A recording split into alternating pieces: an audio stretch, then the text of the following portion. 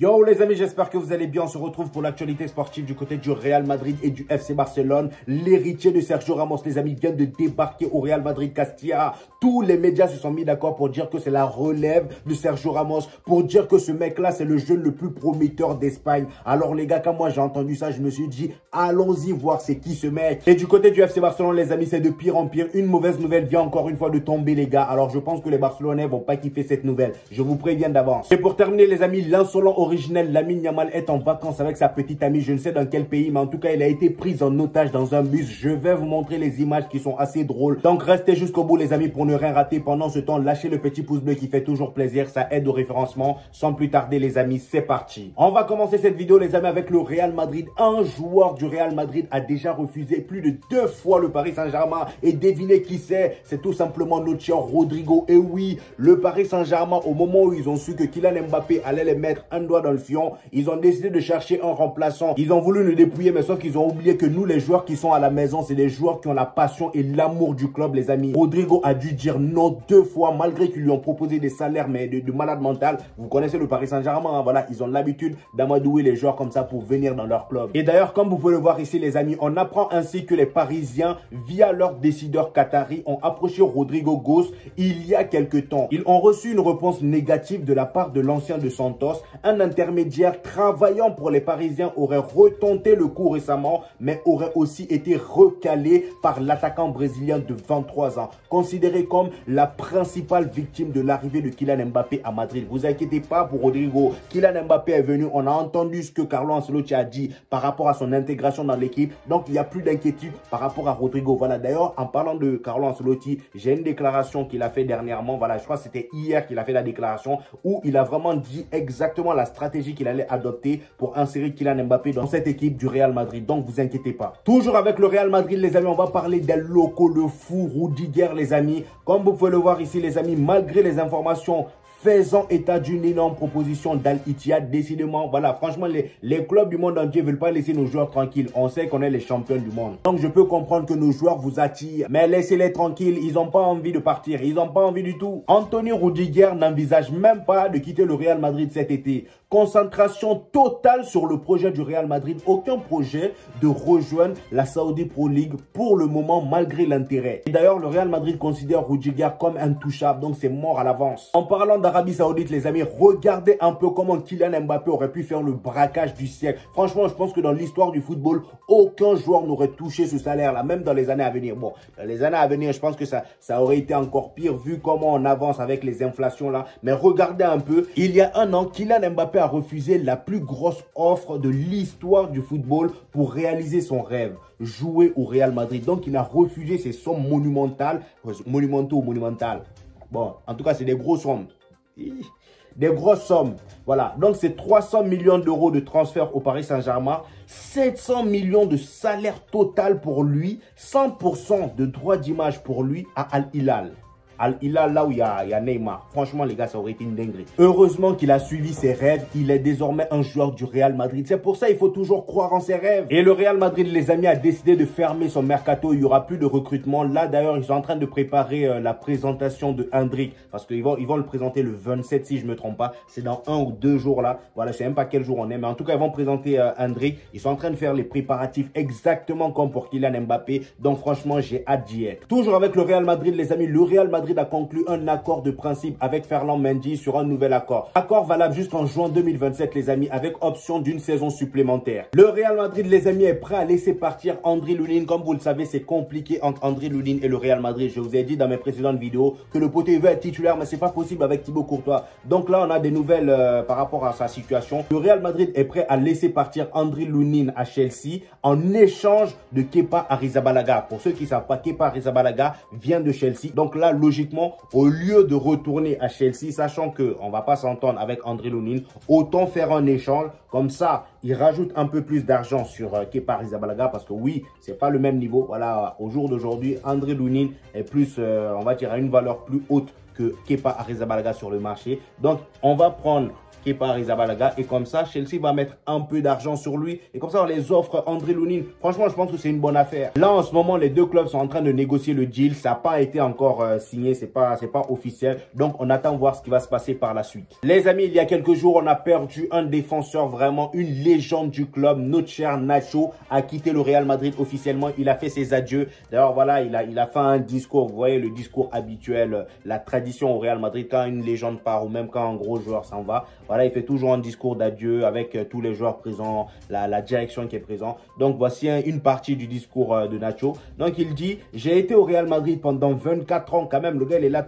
pendant toute son enfance. 24 ans, les amis. Il y en a certains qui me regardent ici. Ils ont 24 ans. Dites-vous, depuis que vous êtes nés, il est là-bas. C'est une dinguerie. Il dit, j'ai été au Real Madrid pendant 24 ans. J'ai défendu cette cuisson toute ma vie. Ce club est tout pour moi et ma famille. C'est ma maison. Je ne suis jamais venu ici pour travailler. Je suis venu ici tous les jours pour rester avec mon autre famille. Terminer cette aventure en tant que capitaine était spécial. Le maximum. Je pars en sachant que j'ai tout donné. Franchement, mon gars, t'as vraiment tout donné. Sur ce point-là, t'as tout donné. Même s'il y a eu des moments où t'as été gaze, on te pardonne pour ça. Mais il y a eu plein de moments où tu as été bon aussi et c'est ça qu'on va retenir de toi. Franchement, chapeau à toi et bonne continuation à toi, notre cher Nacho. Maintenant, les amis, nous allons parler de ce ballon d'or vraiment qui rend les gens fous parce que là, plus on avance dans le temps, j'ai comme l'impression qu'on ne sait même plus qui est favori parce que là, il y a tellement de favoris que je me perds. Je me perds depuis qu'on a annoncé que le ballon d'or, c'est dans quelques mois là. Voilà. Au début, c'était Jude Bellingham qui était favori. Après, Vinicius est venu le dépasser en Ligue des Champions. Après, Vinicius est resté favori. L'Euro est arrivé. Ensuite, il y a Rodri qui est apparu. Voilà, au milieu des favoris. On ne sait pas comment, mais en tout cas, il est apparu. Et pendant ce temps, de l'autre côté du monde, il y avait un certain Lautaro Martinez dont personne ne parle. Le gars, il est sous-côté. Voilà, il est en train de casser des baraques là-bas. Et croyez-moi que la saison qu'il a sorti, ce Lautaro Martinez là, si c'était un Lionel Messi qui avait sorti la même chose, même si Vinicius remportait 12 Ligues des Champions la même saison, Lionel Messi allait remporter ça. Franchement, parce que regardez un peu les stats des joueurs cette saison. C'est vrai que le ballon d'or, c'est pas que les stats. Je sais que le ballon d'or n'est pas résumé qu'à seulement les stats, mais au moins, on a un petit aperçu de ce qu'ils ont fait dans la saison. On va voir un peu ça. Donc, Vinicius, les amis, cette saison, c'est 26 buts marqués avec 13 passes décisives. C'est pas 11 passes décisives. J'ai essayé de bien voir. Ensuite, il a gagné une Liga. Il a gagné aussi la Super Coupe d'Espagne et la Champions League. Voilà. Et franchement, les gars, c'est pas mal. Mais après, on a aussi Rodri. Rodri, cette saison, c'est 10 buts marqués, 14 passes décisives. C'est énorme pour un milieu. Franchement, en plus, un milieu 6, c'est énorme. Ensuite, il a gagné la Première Ligue. Il a gagné la Super Cup. Voilà, la Super Cup d'Angleterre, là. Ensuite, il a gagné l'Euro. Ensuite, il a été nommé meilleur joueur de l'Euro. C'est énorme aussi. Donc, c'est pour ça, d'ailleurs, les gens disent qu'il est favori aussi. Et ensuite, en bas, on a le malade mental que tout le monde sous-cote, que tout le monde oublie, Lautaro Martinez. Cette saison, les amis, c'est 35 buts marqués, 8 passes décisives. Il a gagné la Serie A, il a gagné la Super Coupe d'Italie, il a gagné la Copa América. Il a été le Golden Boy, en gros le Golden Boot, pardon, le meilleur buteur de la Serie A, meilleur joueur de la Serie A, donc meilleur buteur et meilleur joueur. Il a eu les deux. Ensuite, il a terminé meilleur buteur aussi en Copa América. Les gars, est-ce que vous vous rendez compte de la dinguerie? Copa América, meilleur buteur, meilleur joueur et meilleur buteur en Serie A. Il a remporté la Serie A, les gars. Les gars, franchement, ces stats sont c'est un truc de malade mental. Individuellement ou même collectivement, il est présent partout. Pourquoi on ne parle pas assez de lui? Je préfère même qu'on parle plus de Lautaro Martinez que Rodri. Qu'est-ce qu'il fout là, Rodri? Rodri, c'est vrai qu'il a fait une saison de malade mental, c'est vrai. Mais mon problème avec Rodri, les amis, comme je vous l'ai toujours dit, c'est le fait que voilà, le poteau, c'est pas le meilleur joueur à Manchester City ni en Espagne. Qu'on se dise la vérité, je sais même pas comment il a fait pour avoir ce trophée de meilleur joueur. Pour moi, même Fabian Ruiz a été monstrueux. Il m'a plus impressionné que Rodri dans cet Euro. Et à Manchester City, frère, il y a plein de malades devant lui. Il y a des De Bruyne, Erling Haaland, même s'il est moins bon que la saison dernière. Mais au bout d'un moment, les gars, soyons réalistes. Lautaro Martinez est très sous-estimé. Et il n'y a pas que les trois. Il y a aussi Jude Bellingham qui rentre dans l'équation. Carvajal aussi. Voilà, si on part sur ce principe-là, Carvajal aussi est présent. Donc, il y a tellement de favoris. Toni Kroos aussi était favori à un moment, mais lui, ça, c'était avant l'Euro. Voilà, le poteau, il a choisi un autre combat. avant d'aller à la retraite, blesser un joueur du FC Barcelone. Et en tout cas, il a bien réussi. Parce que le poteau est blessé en ce moment où je vous parle. Voilà. J'aurais préféré qu'il évite de blesser Pedri, comme ça au moins il essaie de tout donner pour battre l'Espagne, mais malheureusement c'était pas son combat ce jour-là. Bref, en tout cas les amis, donnez-moi vos avis en commentaire. Qui selon vous va vraiment remporter ce ballon d'or? Parce que là c'est un bourbier total. Je pense qu'il y a tellement de favoris. Je pense que c'est l'une des rares fois où au ballon d'or il y a plus de 5 favoris, 5 prétendants. Ils peuvent tous le prendre et personne ne va rien dire. Maintenant les amis, nous allons parler de Carlo Ancelotti qui a été interviewé par John Obi Mikel, l'ancien joueur de Chelsea, l'ancien Nigérian. Est-ce qu'il a joué à Chelsea? Oui, il a joué à Chelsea si je me trompe pas. Bref, en tout cas, on l'a interviewé et John Obi Mikel l'a posé la question que tout le monde se posait avant l'arrivée de Kylian Mbappé au Real Madrid. Où est-ce que Kylian Mbappé va jouer, sachant que le poteau, son poste de prédilection et son poste de préférence, c'est ailier gauche. Et voici ce qu'il a répondu Carlo Ancelotti. Bon, je vais pas pouvoir vous mettre la vidéo pour ne pas me faire strike. Il a dit en gros que Kylian Mbappé, il va le faire jouer en attaque. Et quand il dit attaque, ça se résume pas à pointe ou ailier gauche, non. Le terrain fait 68 mètres, c'est ce qu'il a dit. Hein. Le terrain fait 68 mètres. Donc, il faut bien occuper ces 68 mètres-là. Et lui, ce qu'il aime faire, c'est de donner la liberté à ses attaquants. Et si on a bien remarqué, c'est ses propos. Hein. Voilà, si on a bien remarqué la saison dernière, Vinicius n'a pas joué seulement comme étant ailier gauche. Et d'ailleurs, il n'a même pas joué. Voilà, il dit qu'il n'a pas joué du tout ailier gauche la saison dernière. Il était assez libre. Parfois, il était en pointe. Parfois, ailier gauche. Parfois, ailier droit. Voilà, ça permettait entre lui, Rodrigo et Jude Bellingham. Donc voilà, c'est ce qu'il a dit. Après, franchement, moi, j'ai juste hâte de voir comment ils vont s'en sortir lors de la pré-saison. Ici, les amis, nous avons les 20 meilleurs footballeurs du 21e siècle. Alors là, les 20 meilleurs footballeurs du 21e siècle selon ESPN. ESPN, là, d'habitude, ils font de la merde. On va voir ce qu'ils ont fait cette fois-ci. Voilà. Numéro 1, ils ont mis Lionel Messi. Ok, ça c'est leur avis, il n'y a pas de souci, mais on peut être d'accord, voilà. En numéro 2, ils ont mis Cristiano Ronaldo, toujours bon. En numéro 3, ils ont mis Thierry Henry. Bon, laisse tomber, on continue. Je savais que c'était de la merde. Maintenant, les amis, nous allons parler de la relève de Sergio Ramos. Le Sergio Ramos 2.0, c'est la nouvelle pépite du Real Madrid. Alors là, les amis, tout le monde parle de lui. Déjà, regardez-moi sa tête. Il vous rappelle pas Sergio Ramos? C'est la même tête, la même dégaine, la même coiffure quand ils étaient jeunes. Regardez-moi un peu ce physique de malade mental. Donc, les amis, il a dit, le défenseur central Juan Martinez, 16 ans, fera sa pré-saison aux USA avec le Real Madrid Castilla. Pas avec le Real Madrid de l'équipe A parce qu'il y a eu des confusions sur ça hier. C'est avec le Real Madrid Castilla. Il vient d'être recruté. Voilà. Il est vu comme le golden boy de l'académie et son style ressemble à celui de Sergio Ramos. Donc, il vient de l'académie du Real Madrid. Il a à peu près le même style que Sergio Ramos. Donc, il a été signé par le Real Madrid en provenance de Levante après l'intérêt de Barcelone, l'Atlético de Madrid et le Real Betis. Et il est dit qu'à Valdebebas, les amis, on dit que sa signature va s'avérer être un grand succès. Juan est considéré comme l'un des 2007 les plus prometteurs d'Espagne. Pas seulement de Madrid, d'Espagne. C'est une dinguerie. Alors là, ils l'ont tellement surcoté. J'ai envie de voir la suite. Parce que là, les amis, on sait que c'est le Real Madrid. Facilement, on surcote. Bon, c'est plus à la Masia qu'on surcote rapidement des joueurs. Mais là, les amis, façon dont on est en train de parler de lui là, si dans les prochaines années, on ne le voit pas dans l'équipe 1. Parce que le Real Madrid, on sait parler facilement comme ça, meilleur pépite, meilleur pépite. On en a vu des nouveaux Zidane, le fils à Zidane, des Marvel, des trucs. Ils sont où maintenant? Ils sont partis, non? Ils sont partis, il n'y en a aucun qui est monté en équipe 1. Donc c'est bien beau de nous teaser comme ça. Nous, on a envie de voir. Hein? Et d'ailleurs, les amis, voici quelques photos de lui. Comme vous pouvez le voir, il fait à peu près les mêmes célébrations que Sergio Ramos. Hein? Voilà, sur cette photo, voilà, on peut voir la ressemblance. Et sur cette photo aussi, bon, je pense que là, il s'est loupé. Franchement, toi, on te dit que tu ressembles à Sergio Ramos, l'un des plus gros cogneurs de l'histoire du football. Tu viens, t'as une dégaine de Brigitte. Tu ressembles plus à Brigitte que Sergio Ramos.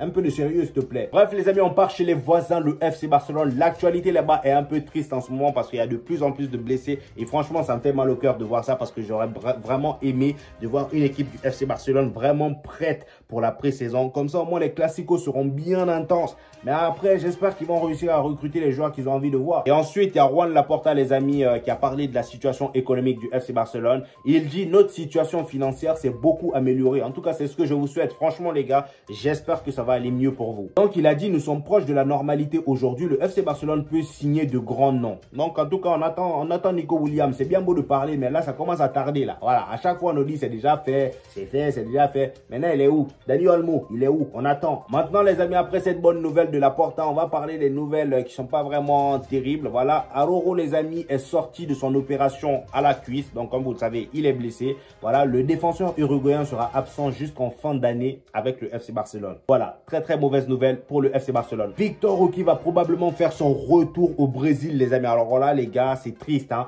Regardez ce qui est dit. Et si 6 mois après, Victor Roque retournait au Brésil, alors que le FC Barcelone souhaite s'en séparer dès cet été, le Brésilien pourrait revenir dans son pays natal. Du côté des Corinthiens, comme le rapporte le média brésilien TV Ban, relayé par Sport. Le club brésilien souhaiterait se faire prêter le joueur de 19 ans pour une saison. D'autres clubs auraient démarché le Barça pour s'attacher les services de l'avant-centre, comme Porto, Lazio ou encore Al Hilal en Arabie Saoudite. Franchement, s'il doit partir en prêt, donnez-lui à un gros club où il va vraiment jouer face à de grandes équipes pour garder vraiment ce niveau élevé. Parce que s'il repart au Brésil, franchement les gars, ça serait pas bien. Voilà, ça serait pas bien, ça serait vraiment briser sa carrière. Mais je pense qu'il va pas accepter. Voilà, non, il va pas accepter. Ils disent, arrivé cet été de l'Atlético Paranaense, voilà, pour 40 millions d'euros, le joueur ne rentre plus dans les projets de la direction sportive catalane. Alors qu'un prêt était envisagé par le jeune joueur, une vente serait de plus en plus probable.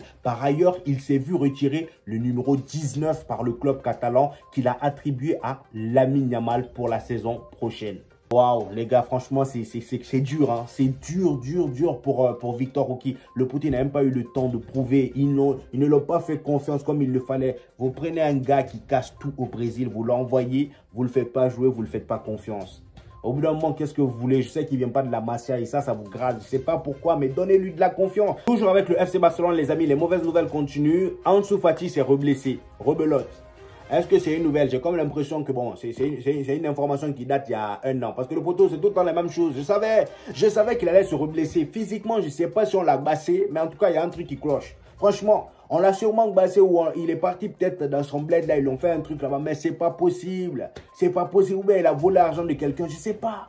Je sais pas, parce que le gars, depuis qu'il s'est blessé, c'est la même chose. Voilà, là, je le voyais bien revenir. Il y a même le FC Barcelone, l'équipe de Hansi Flick avait même préparé des entraînements spécifiques pour lui, des entraînements physiques, techniques, tout. Le poteau, il était vraiment à fond, mais bizarrement, il se reblesse. On ne sait pas pourquoi. Apparemment, il a eu un contact à l'entraînement et il y a son orteil là qui s'est blessé. Je ne sais même pas, mais en tout cas, le gars, il est reblessé. Voilà, il va falloir attendre. La durée n'est pas encore connue. En tout cas, moi, je n'ai pas encore vu d'informations sur la durée. Mais en tout cas, quand je l'aurai, je vous informerai. Et s'il y en a ici qui le connaissent, n'hésitez pas à dire ça dans les commentaires. Après le départ, les amis, de Sergio Roberto, qui était le capitaine du FC Barcelone, un 4e capitaine doit être choisi. Les candidats les plus en vue sont Pedri et Robert Lewandowski. Donnez à Lewandowski. Qu'est-ce que vous allez donner à Pedri? Le poteau, il joue combien de matchs par saison?